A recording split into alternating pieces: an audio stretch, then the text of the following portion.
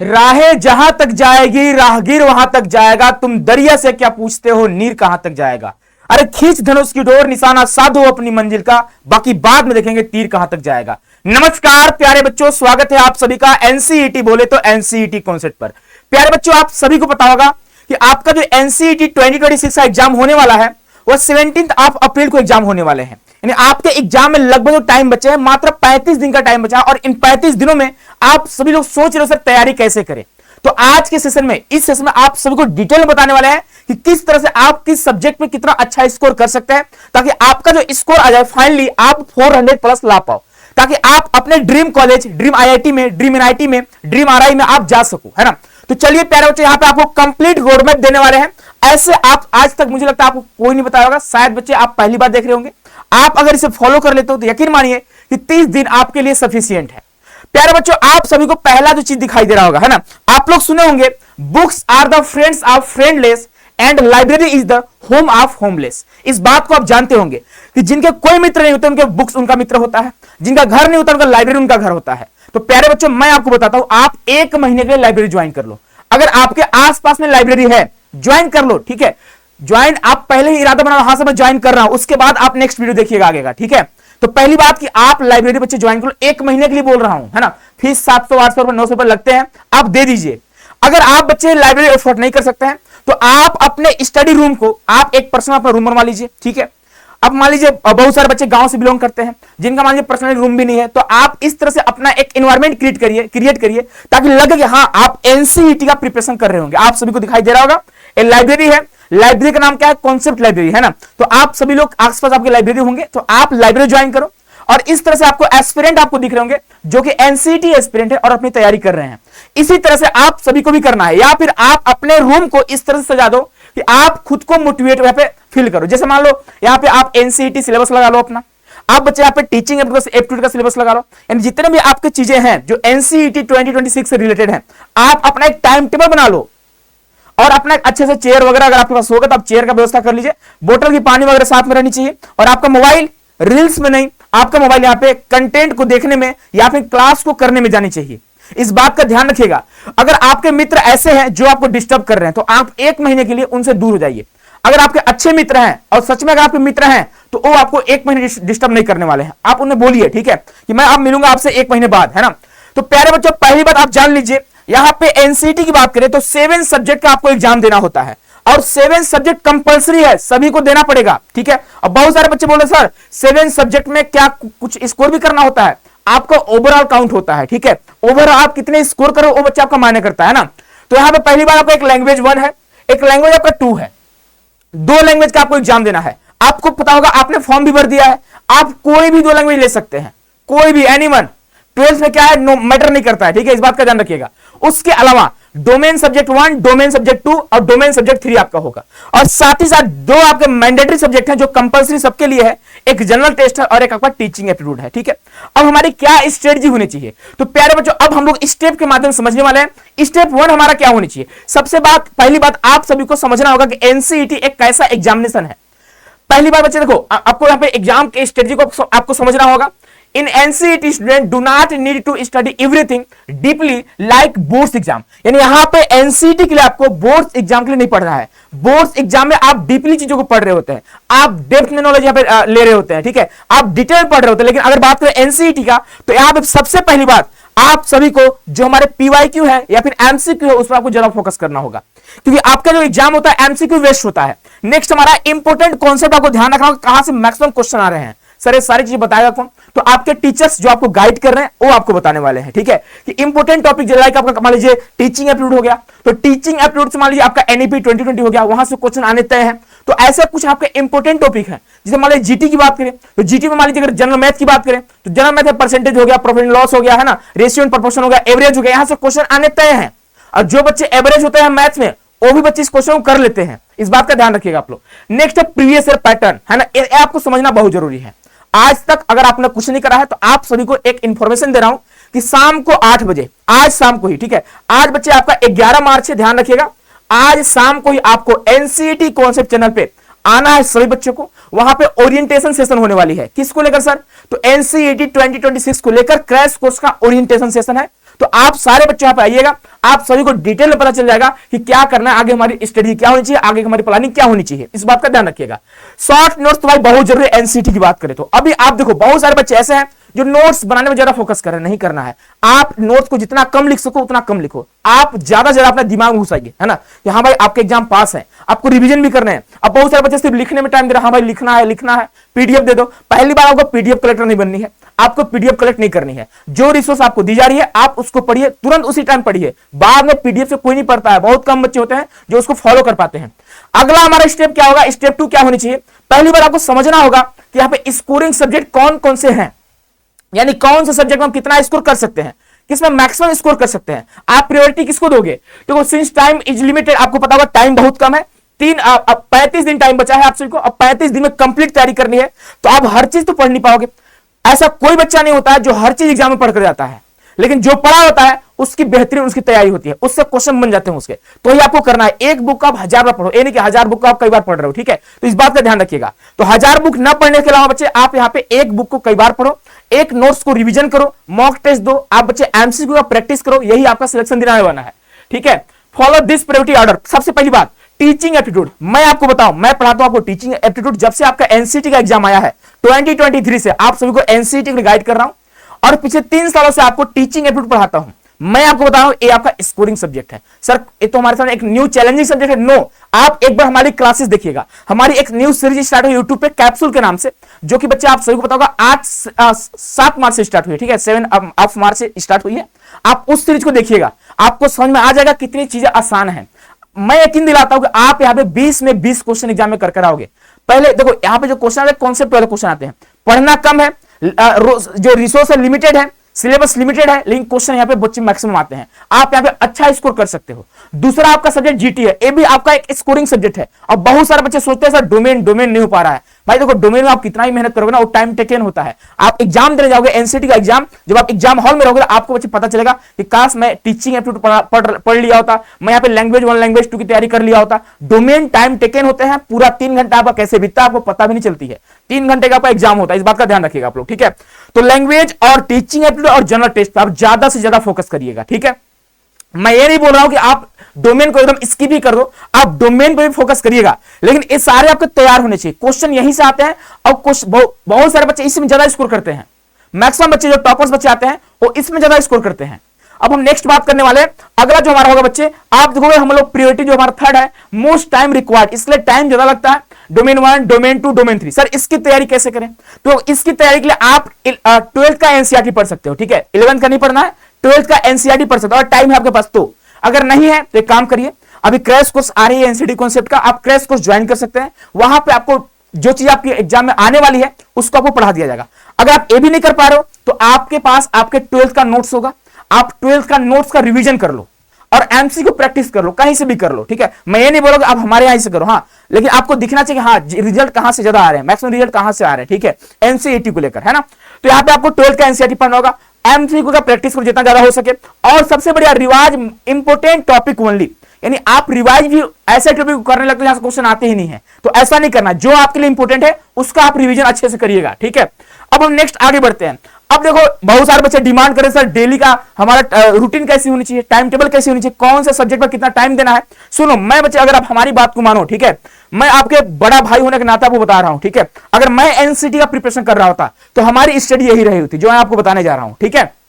मैं अपना experience share कर रहा हूं। अब अलग अलग बच्चे यहाँ पे अलग अलग चीजें हो सकती है कि बच्चे, कुछ बच्चे इसको फॉलो नहीं कर सकते हैं, कुछ बच्चे अपना खुद का रूटीन बनाते हैं। आप बना सकते हैं नो डाउट, लेकिन अब बनाइए आप लोग, ठीक है। और बनाकर अपने स्टडी रूम में आप लगा दीजिए, लाइब्रेरी में लगा दीजिए, आप फुल टाइम का लाइब्रेरी ज्वाइन कर लीजिए। भाई 1 ही महीने पढ़ने हैं, 1 महीने पढ़ के आप समझिए आईआईटी जा रहे हो, एनआईटी जा रहे हो, आरआई जा रहे हो, डीयू जा रहे हो, आप टॉप सेंट्रल यूनिवर्सिटी में जा रहे हो। भाई आसान है क्या, हलवा है क्या? नहीं, आपको मेहनत करना पड़ेगा, खुद के ऊपर काम करना पड़ेगा, इस बात का ध्यान रखिएगा आप लोग, ठीक है। पहली बात, student should study 6 to 8 hour daily. कम से कम एनसीटी के लिए आपको 6 to 8 आवर पढ़ना ही पड़ेगा। अगर आप इससे कम पढ़ रहे हो तो आप समझिए कि आप रेस में बहुत पीछे हो, बहुत पीछे हो भाई, है ना। इस बात का ध्यान रखना आप लोग, ठीक है। Divide your day like this. जैसे मान लीजिए मॉर्निंग शिफ्ट आप अपना एक बनाइए कि हाँ मुझे 3 घंटे पढ़ने ही है, मैं 7 बजे उठूंगा 7 से 10 पढ़ूंगा, मैं 6 बजे उठूंगा 6 से 9 पढ़ूंगा, मैं 5 बजे उठूंगा 5 से 8 पढ़ूंगा, फिर वर्कआउट करने चला जाऊंगा। तो आप कम से कम 3 घंटा पढ़िए, और मैं बोलूंगा कि 3 घंटा आप सुबह वाले टाइम डोमेन सब्जेक्ट पे दीजिए। मैं बता रहा हूं कि आप डोमेन में फोकस करिए, कि मुझे पता है डोमेन जो है टाइम रिक्वायर्ड है, इसको भी तो तैयार करनी है। तो सुबह का टाइम एकदम फ्रेश टाइम होता है, आपकी जो माइंड होती है वो कैच बहुत जल्दी करती है, ठीक है, कैचिंग पावर आपकी अच्छी होती है। तो डोमेन को आप, मैं इसलिए बोल रहा हूं कि कोई डिफिकल्ट सब्जेक्ट है, टाइम टेकन है, इसलिए मैं सुबह पढ़ा रहा हूं आपको, ठीक है। नेक्स्ट क्या है, आप दोपहर में काम करिए। लैंग्वेज काफी इजी है, तो दोपहर में आपका माइंड थोड़ा थक जाता है ना, आपको रेस्ट चाहिए होती है, तो आप वहां पे लैंग्वेज 1 लैंग्वेज 2 देखिए। अगर आप वीडियो से पढ़ रहे हैं तो वीडियो का रिवीजन करिए, अगर आप पीडीएफ से पढ़ रहे हैं पीडीएफ का रिवीजन करिए, आपने नोट्स बनाया उसकी रिवीजन करिए। एमसीक्यू प्रैक्टिस जरूर करना है आपको, ठीक है। तो आप सभी के लिए रजनीश सर लेकर भी आ रहे हैं, आप सभी के लिए एमसीक्यू सीरीज हिंदी को लेकर, अभी इंग्लिश का भी आपका आएगा, उड़िया का भी आ रहा है, आप सभी के लिए गुड न्यूज है, ठीक है। यहाँ पे उर्दू का भी आपको देखने को मिलेंगे, है ना। हम लोग देखो, आप जो डिमांड करोगे, मैं बोला हूं शुरुआत से कि एनसीईटी 2026 की प्रिपरेशन के लिए आपको जो चीज चाहिए, एनसीईटी कॉन्सेप्ट हर चीज आपको देने को तैयार है। तो हमने आपसे वादा किया था उर्दू देने का, प्रयास कर रहे हैं, हो सकता है कल परसों तक उर्दू के टीचर मिल जाएंगे आपको, उड़िया भी आपको मिल जाएगा, और सोशियोलॉजी की डिमांड कर रहे थे बच्चे, ठीक है। तो सोशियोलॉजी के टीचर आपको मिल चुके हैं, आपको बच्चे पढ़ाने वाले हैं, ठीक है। तो आप देखो 2 घंटा 1.5 घंटे 1 घंटे ही सही आप लैंग्वेज को पढ़िए, स्कोरिंग सब्जेक्ट है। बहुत सारे बच्चे होते हैं ऐसे जो 80 में 80 क्वेश्चन करके आते हैं लैंग्वेज में, काफी इजी होता है, ठीक है। अब जो शाम का टाइम जो होता है ना, आप सभी को पता होगा कि 7 PM पे हम आपके लिए लाइव आते हैं, है ना, कैप्सूल सीरीज के नाम से, टीचिंग एप्टीट्यूड को लेकर। इसीलिए मैं शाम का टाइम बनाया हूं कि 1 घंटे आप पढ़ो टीचिंग एप्टीट्यूड और 1 घंटे आप पढ़ो जीटी यानी जनरल टेस्ट। इस तरह से आपका टाइम टेबल होनी चाहिए, और लास्ट का जो आपका रात का 1 आध घंटे जो होनी चाहिए वो रिवीजन पर होनी चाहिए कि हमने दिन भर में क्या पढ़ा है। आपको लगेगा टाइम वेस्ट हो रहा है, लेकिन टाइम वेस्ट नहीं होता है। आपको आप एक एनालिसिस करते हो हमने क्या पढ़ा है दिन भर में, ठीक है। क्या कुछ चीजें छूट गई हैं? अगर छूटी है तो उस पर हम कल काम कर लेंगे, लेकिन करना पड़ेगा आपको। इस तरह से आपकी टाइम टेबल होनी चाहिए बच्चे, इस बात का ध्यान रखिएगा। मुझे लगता है अगर आप इस तरह से चलोगे तो आप यहाँ पे सक्सेस हो जाओगे, आपका रिजल्ट बेहतरीन आएगा। अब सुनो, यहाँ पे वीकली स्ट्रेटजी, बहुत सारे बच्चे बोलते हैं सर वीकली स्ट्रेटजी बना दो, बता दो। सुनो, शुरुआत का 2 सप्ताह तक एक काम करो, आप अपने सिलेबस पे फोकस करो। अगर मैं बात करूं क्रैश कोर्स का, ठीक है, तो प्यारे बच्चों, अगर क्रैश कोर्स की बात करें तो क्रैश कोर्स का जो सिलेबस खत्म होने वाला, आई थिंक मुझे लगता है 5 अप्रैल के आसपास, 5 या 10 अप्रैल के आसपास आपका सिलेबस खत्म हो जाएगा। मैक्सिमम हम मानते हैं 10 अप्रैल, ठीक है। 10 अप्रैल तक आपका यहाँ पे सिलेबस कंप्लीट हो जाएगा। क्रैश कोर्स की बात कर रहा हूं। क्रैश कोर्स के लिए आपको सिर्फ 999 में आपको कंप्लीट तैयारी कर लोगे आप। और जो बच्चे क्रैश कोर्स ज्वाइन करते हैं उनको मॉक टेस्ट फ्री मिलने वाला है, बिल्कुल फ्री ऑफ कॉस्ट मिलेंगे। मॉक टेस्ट 249 का है। जो बच्चे सिर्फ और सिर्फ मॉक टेस्ट ज्वाइन करना चाहते हैं, आप 249 में मॉक टेस्ट तैयार कर सकते हैं। यहां पे आपके 10 मॉक टेस्ट होने वाले हैं, ठीक है, 10 मॉक टेस्ट होंगे। और कब से स्टार्ट है तो 17 मार्च से आपके यहाँ पे स्टार्ट होने वाले हैं, यानी 1 महीने पहले आपको मॉक टेस्ट दी जा रही है। 10 आपका मॉक टेस्ट होगा। मॉक टेस्ट का शेड्यूल आपको मिल जाएगा, किस दिन कौन सा मॉक टेस्ट होने वाला है। तो क्रैश कोर्स में जुड़ने के लिए आपको हमारे एप्लीकेशन को डाउनलोड करना होगा। एप्लीकेशन का नाम है सीयूटी कॉन्सेप्ट, जो आपको प्ले स्टोर से मिल जाएगा, आप डाउनलोड करिएगा और इसमें आप इनरोल हो सकते हैं। अगर आपको प्रॉब्लम आती है तो आप ऑफिस के नंबर पर कॉन्टेक्ट कर सकते हो, ठीक है। 9651222407 ऑफिस का नंबर है। चलिए हम आते हैं इस पे। देखो भाई यहाँ पे है ना, शुरुआत का जो आपका 1 से 2 सप्ताह होनी चाहिए। आप पहले सिलेबस पर फोकस करिए भाई, सिलेबस ही।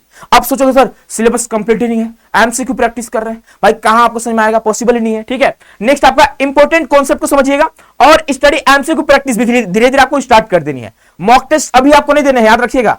मॉक टेस्ट आपको बच्चे बाद में देने, कुछ आपकी लगभग 40 to 50% तैयारी आपका हो जाती है। यानी देखो सिलेबस कुछ हद तक कवर हो जाती है ना, तब जाकर मॉक टेस्ट देनी चाहिए। अगर आप पहले ही मॉक टेस्ट दोगे, मार्क्स कम आएंगे, आप डिमोटिवेट हो जाओगे, आप जो तैयारी करने वाले थे वो भी आप नहीं कर पाओगे, है ना।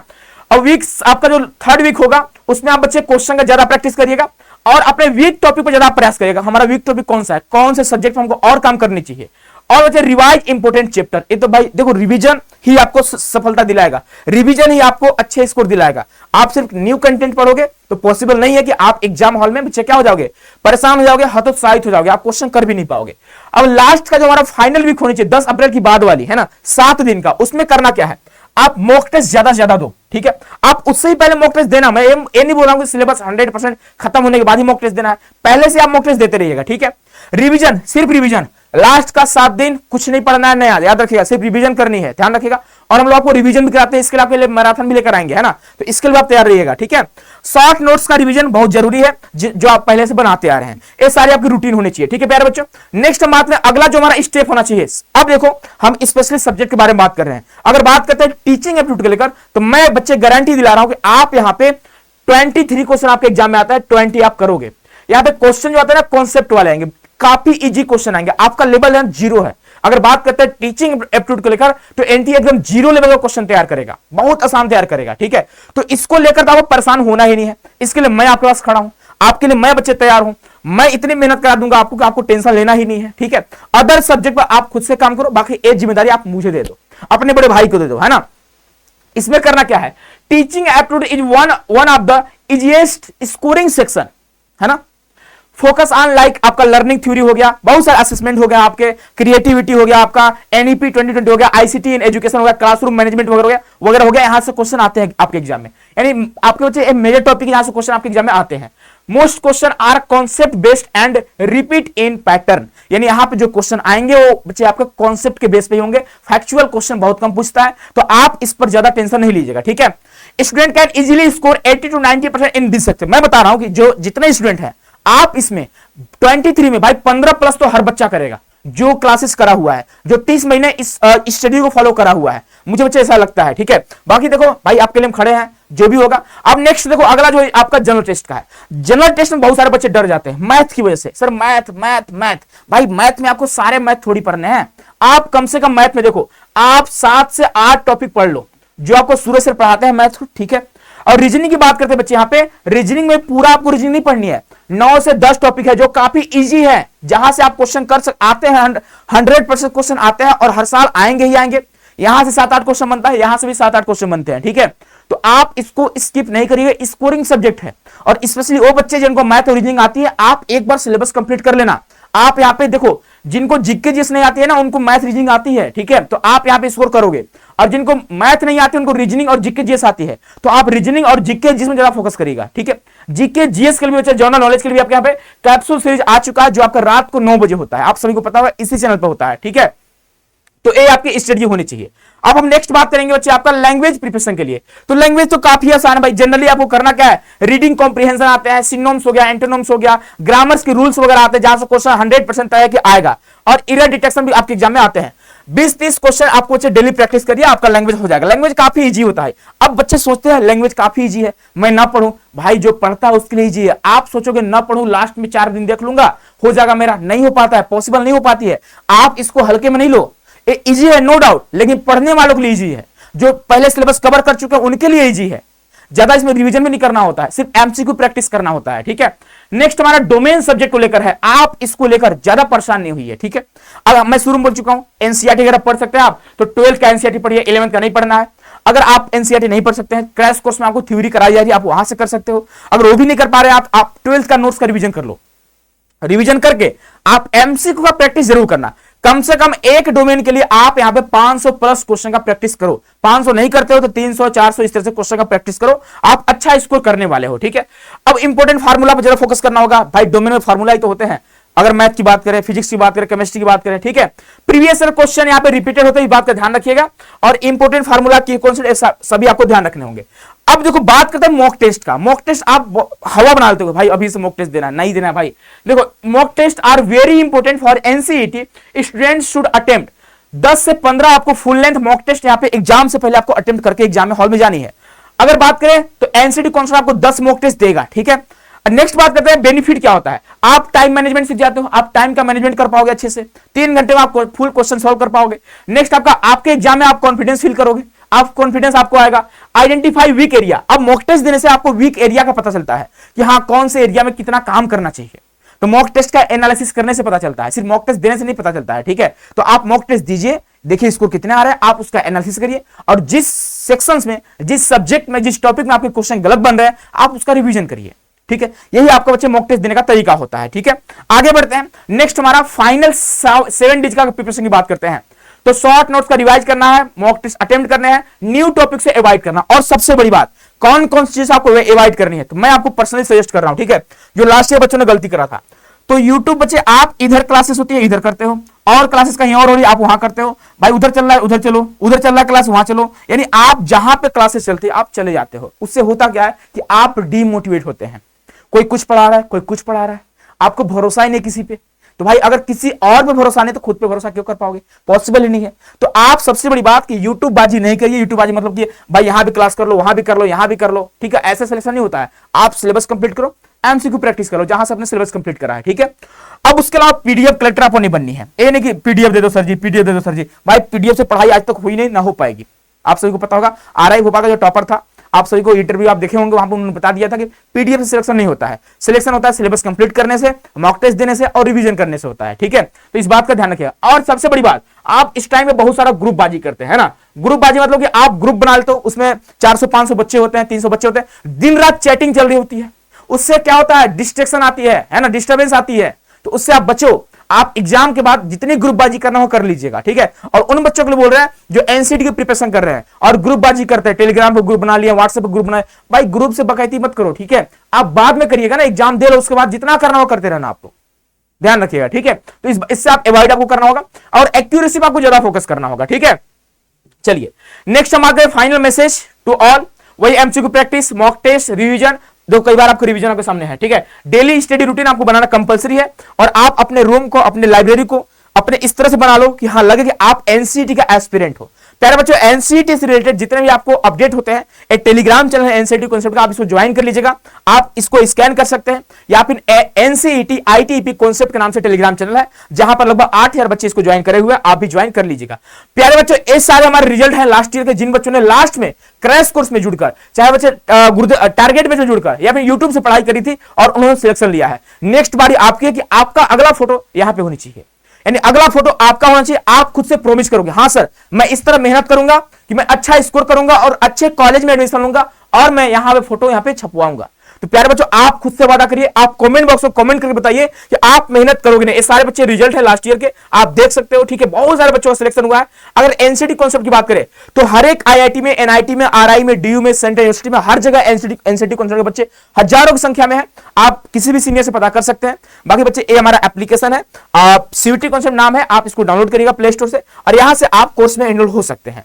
तो आई होप कि आप सभी को ये सारी चीजें समझ में आ चुकी है। इस तरह से आप अपना रूटीन रखिए, अपना रोड मैप तैयार करिए, अपनी एक बच्चे आप स्टडी प्लानिंग करिए, एक स्टडी रूम बनाइए, अगर रूम नहीं बना पा रहा लाइब्रेरी जाइए, अगर लाइब्रेरी नहीं है तो आप बच्चे कुछ ना कुछ करिए खुद के लिए। एक महीने ही पढ़नी है, एक महीना आप सब कुछ त्याग दो, खुद के ऊपर काम कर लो, अन्यथा आपको बाद में सिर्फ पछतावा करोगे आप, ठीक है। तो एक महीने मेहनत करो, अन्यथा आगे आने वाले जितना टाइम है, 4 साल की बात करें तो बहुत पछतावा होता है अगर आप अपने ड्रीम कॉलेज में नहीं जा पाते हो, ठीक है। तो मिलते हैं प्यारे बच्चों नेक्स्ट सेशन, अपना ख्याल रखिएगा, बाकी पढ़ते रहिए, मुस्कुराते रहिए और टेंशन नहीं लीजिए, हमेशा एनसीटी कॉन्सेप्ट आपके साथ है। आपको जिस चीज का जरूरत है आप जरूर बताइएगा और ध्यान रखिएगा, आज शाम को 8 बजे आपको आना भूलना नहीं है, ठीक है। वहां पे क्रैश कोर्स को लेकर ओरिएंटेशन सेशन होने वाली है कि कैसे हम लोग एनसीईटी 2026 को फतह करने वाले हैं। बहुत बहुत धन्यवाद, बहुत सारा प्यार।